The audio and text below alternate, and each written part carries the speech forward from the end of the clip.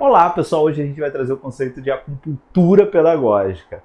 O que você precisa mexer na sua aula, pontos estratégicos para você inovar sem ter a necessidade de mudar tudo, sem ter uma crise de ansiedade, sem achar que tudo vai dar errado. Então com isso você pode inovar já, a partir de agora, na sua aula, na sua escola, na sua universidade, sem ter toda aquela angústia de repensar todo o processo. Vamos mexer de modo similar à acupuntura. Vamos lá? Esse é o canal do EduCanvas e a gente tem vídeos toda semana sobre educação, ensino e aprendizagem. Se você é novo por aqui, nova por aqui, seja bem-vindo. Deixe o seu like, já se inscreva, compartilhe com todo mundo e vamos para o vídeo.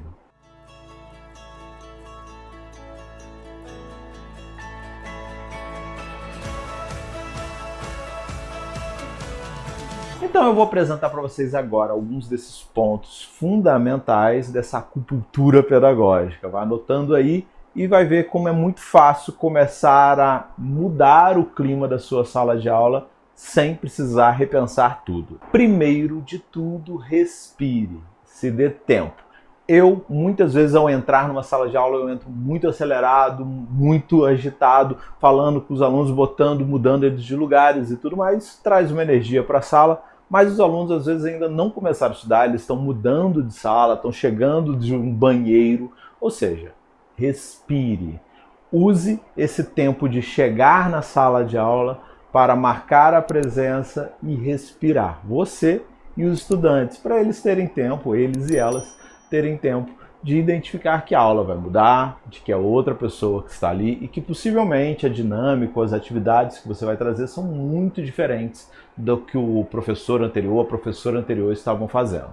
Então respire, isso funciona muito, é preciso fazer isso, tanto ali para quem dá aula no fundamental sabe muito disso, mas no ensino superior. Respire, você não entra em sala e já liga o interruptor, isso costuma deixar o clima muito estressado.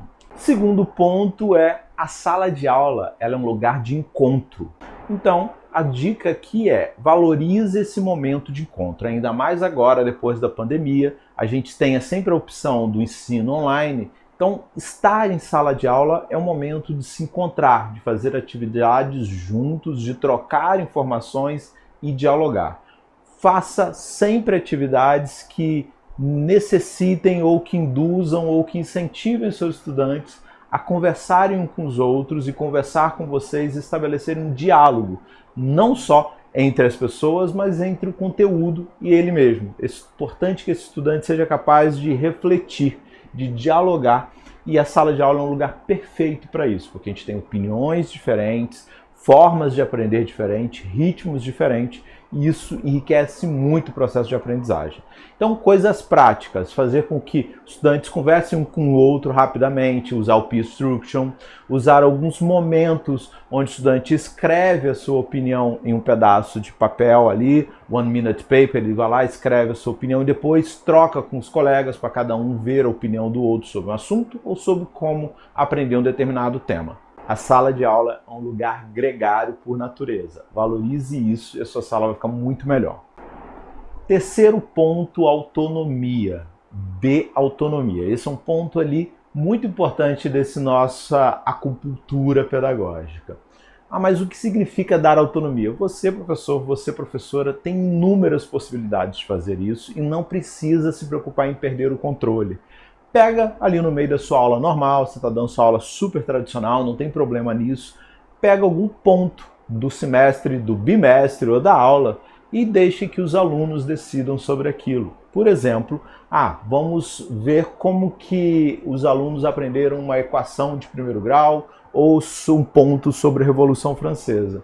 Bem, já que você quer avaliar isso e precisa avaliar isso, que tal deixar os estudantes decidirem como esse ponto específico vai ser avaliado? E não precisa valer muita coisa da nota e tudo mais. Você tem alguma liberdade em qualquer escola para dar ali meio ponto e um ponto. E aí, usa isso como um espaço de aprendizagem para você e para os alunos. Deixe que eles decidam que tipo de atividade pode ser feita para que eles mostrem que aprenderam aquilo. Pode ser um teatro, eles querem fazer aquilo naquele dia ou entregar em outro dia. Pode ser em grupo ou individual. Deixe espaço para que eles decidam. Autonomia, comece a trabalhar a autonomia. Se você der um pouco de autonomia para os seus estudantes, você vai perceber o quanto que muitas ideias incríveis vão surgir e a sua aula vai ficar muito melhor e com ideias dos próprios estudantes. Autonomia. Esse é um ponto ali que sempre tem que botar uma agulhazinha nessa nossa acupuntura pedagógica. Acredite no seu estudante. Se o teu estudante está falando algo para você, possivelmente isso tem um fundo de verdade ou uma motivação. Então, vou dar sempre um exemplo.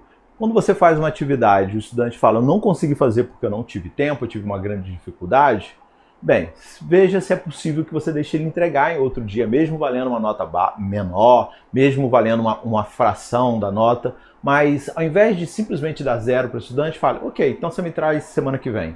E na outra, você vai perceber como que as coisas vão mudar, porque muitas vezes o estudante ele não quer fazer, ele deixou e quer falar para você e te passando o problema. Quando você fala para ele, e ok, entendi que você teve uma dificuldade, quando que você vai me entregar essa atividade, quando que você vai conseguir fazer isso, as coisas mudam. Você jogou a responsabilidade para o estudante, você compartilhou a responsabilidade com ele ou com ela.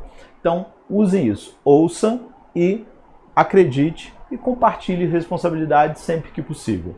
Então, eu sempre faço, quando possível, um estudante não me entrega uma atividade ou não me entrega um trabalho, eu pergunto para ele ou para ela, ok, quando que você pode me entregar? Isso muda tudo. O estudante, às vezes, ele se mexe todo, ele nem tinha começado a fazer, ele estava contando que ia tomar o 0 e agora ele vai ter que trabalhar e se organizar para me entregar aquela atividade. Isso ajuda a corresponsabilizar o processo, né? Ao invés de só punir, a gente está ajudando o estudante a se organizar e a se recuperar e puxar para ele mesmo a responsabilidade de que a entrega é um trabalho dele. Bem, último ponto da nossa acupuntura pedagógica de hoje. Poderia ficar listando vários, mas vamos para o último. Às vezes é preciso não fazer nada com muita urgência. Ou seja, ao invés da gente encher os estudantes naquela aula de estar atrasado de conteúdo ou de atividades e tentar recuperar um tempo ou mesmo buscar antecipar conteúdo, às vezes é melhor esperar.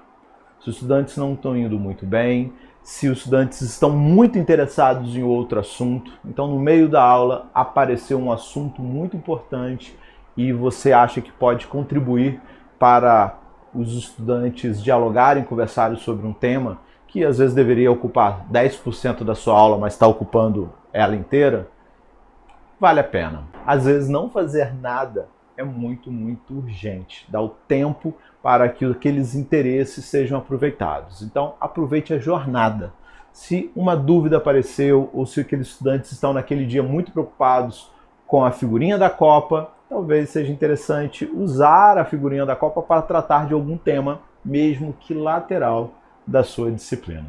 E às vezes nem da disciplina, às vezes da sociedade. É importante ter esse espaço para conversa. Respiro, né? Voltamos na primeira acupuntura. Então, gente, essas são algumas das dicas para você fazer uma acupuntura pedagógica, começar a mexer na sua aula sem grandes modificações. Se você faz outras coisas muito simples e que dão um grande resultado, escreva aqui, bote aqui nos comentários, compartilhe com a gente e, claro, mande esse vídeo para toda a sua escola. O conceito de acupuntura pedagógica eu tirei porque eu estava lendo o livro de urbanismo do Jaime Lerner chamado Acupuntura Urbana. Então olha só como que a gente pode conectar coisas bem diferentes. Eu estava estudando urbanismo e acabei pensando muito em como levar esse conceito para a pedagogia. Um forte abraço, esse é o canal da EduCanvas, nós nos veremos no próximo vídeo. Até mais!